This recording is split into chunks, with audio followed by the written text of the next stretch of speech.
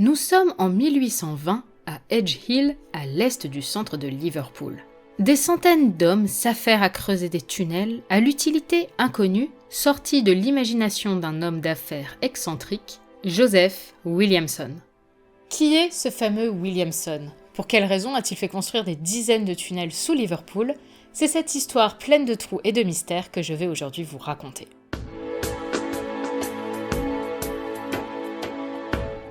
Joseph Williamson est entouré d'incertitudes.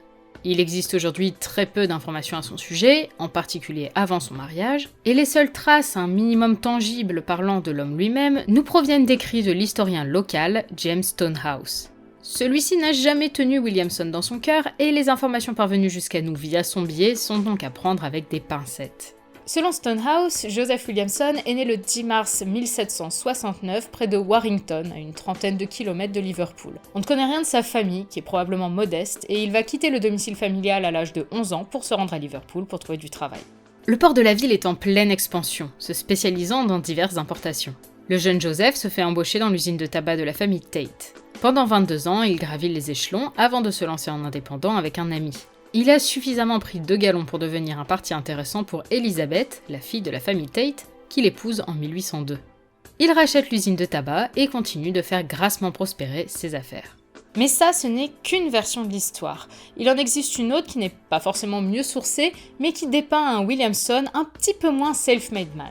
Selon cette deuxième théorie, Williamson serait en réalité né au sud de Leeds, à une centaine de kilomètres de Liverpool, dans un petit village. Son père, mais également le grand-père de sa future femme Elizabeth Tate, travaillaient dans ce village en tant que verrier. Le travail venant à manquer, la famille Tate décide de partir pour Liverpool où ils vont faire fortune. La famille Williamson leur confie leur fils Joseph, qui du coup aurait eu beaucoup plus de facilité à monter les échelons et à épouser la fille de la famille qu'un ouvrier zélé.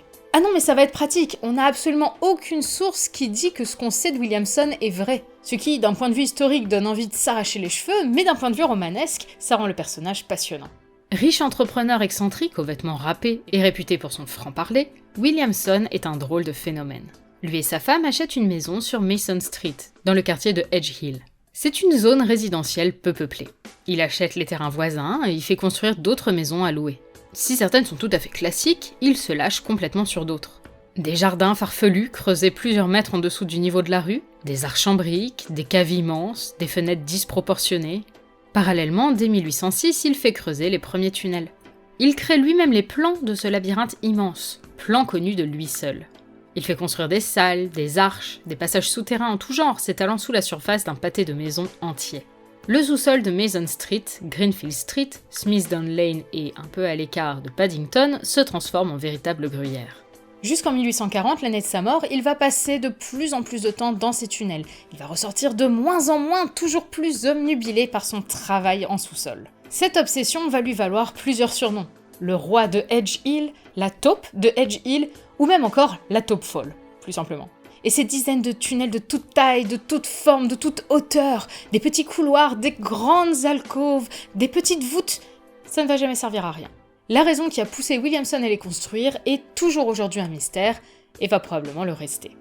2 théories surplombent les autres. La toute première propose que Williamson fit bâtir ces tunnels par délire religieux. Il était très croyant et en ce temps-là, des sectes extrémistes chrétiennes prenaient de l'importance à Liverpool. Il aurait fait construire les tunnels dans le but d'en faire un refuge lors d'Armageddon, la fin du monde, supposé proche par les sectes susmentionnées. Cette théorie est étayée par l'architecture des tunnels. Des pièces voûtées et hautes, des niches, des arches, des éléments que l'on retrouve également dans les chapelles et les églises.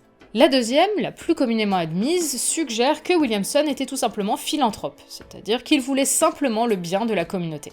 Il avait passé une enfance dans la misère et il savait également que trouver un travail n'était pas toujours chose aisée. Après avoir fait construire les maisons sur Mason Street, il aurait donc décidé de se lancer dans cet incroyable projet de tunnel sans queue ni tête, uniquement pour apporter du travail à ses anciens ouvriers. Sa fortune ne lui servait à rien et il avait juste décidé de la distribuer contre effort. Il aurait très bien pu la donner purement et simplement, mais il croyait au bienfait du travail. C'était un chef d'entreprise après tout. Au début du 19e siècle, l'Angleterre est en pleine guerre contre les armées napoléoniennes. À la fin de la guerre, en 1816, les soldats rentrent au bercail. Le marché du travail est saturé. Williamson les accueille à bras ouverts dans son drôle de projet. Si ses employés n'ont au départ aucune formation, La qualité des tunnels et des voûtes prouve qu'ils ont été efficacement formés sur le terrain. Bien entendu, c'est un travail fatigant et dangereux, en plus d'être vain. Le matériel est rustique, des pioches, des pelles, des scies, un éclairage à la bougie. On donne aux travailleurs des tâches insensées, comme par exemple bouger des tas de pierres pour les mettre à un autre endroit, avant de les rebouger pour les remettre à l'endroit initial. Mais la paix est bonne, et le travail abondant, du coup les gens restent. On construit des tunnels de plus en plus profondément, les uns sur les autres. Certains se retrouvent même à croiser le chantier du tout nouveau tunnel de la voie ferrée de Liverpool. Imaginez la tête des employés du chemin de fer lorsqu'ils creusèrent un trou menant à un autre tunnel en construction juste en dessous du leur. Lorsque Williamson décède en 1840, la construction des tunnels s'arrête du jour au lendemain, les laissant inutiles, vides, déserts. Dès les années 1860, ils commencent à poser problème à la ville de Liverpool, se remplissant d'eau et devenant des espèces de cloaques géants. Le quartier au-dessus commence à évoluer, on détruit les anciennes maisons, on en reconstruit des nouveaux, alors on décide de faire quelque chose enfin de ces fichus tunnels, on y fout tous les gravats dont on ne savait pas quoi faire.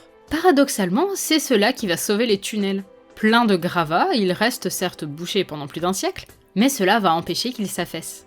Les tunnels donnant directement sous la maison de Williamson ont quant à eux été préservés grâce à une grosse dalle de béton posée par le garage qui s'était installé là. L'existence des tunnels, même une fois bouchés, est restée un fait répandu à Liverpool. Ils étaient de moins en moins visibles, disparaissant de plus en plus sous les gravats. C'est à partir de 1995 que les recherches archéologiques ont démarré sur différents sites de la zone. Aujourd'hui encore, les gravats sont loin d'être tous évacués et les tunnels sont toujours en rénovation, vidés et réparés minutieusement par 2 groupes de passionnés. On peut d'ailleurs visiter certaines zones réhabilitées par leurs soins. Des zones qui ne cesseront de s'agrandir, car de nombreux tunnels n'ont toujours pas été retrouvés. Découvrirons-nous un jour la totalité des tunnels de la taupe de Edge Hill ? Saurons-nous ce qui l'a poussé à financer et à planifier ce projet architectural monumental ? Qui sait ? Et que vaut-il mieux ? Savoir exactement qui était cet extravagant Joseph Williamson, ou bien laisser le mystère planer sur son œuvre ?